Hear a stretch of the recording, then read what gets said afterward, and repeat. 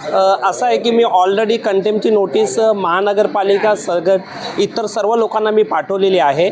तसंच मी आत्ता नुकताच एक पुन्हा पोलीस कमिशनरला सुद्धा एक कंटेम्पची नोटीस त्यांना पाठवलेली आहे। याचं कारण असं आहे की 2 वेळा आर्ग्युमेंटमध्ये असं आलं की पोलीस बंदोबस्त मिळत नाही म्हणून बिल्डिंगा तोडल्या जात नाहीत।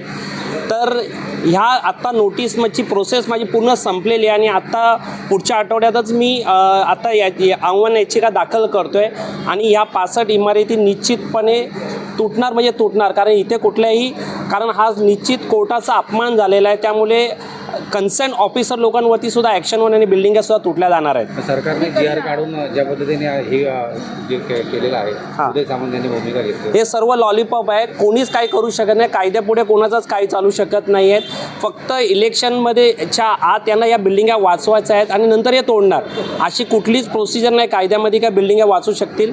बिल्डिंगा ह्या निश्चित तुटल्या जातील। तुम्ही कधी जाणार आहात या प्रकरणी? आता पुढच्या आठवड्यात जाणार, कारण माझी नोटीसची प्रोसिजर पूर्ण झालेली आहे, माझा ड्राफ्टसुद्धा रेडी आहे आणि पुढच्या आठवड्यात मी माझी अवमान याचिका दाखल करतो आहे।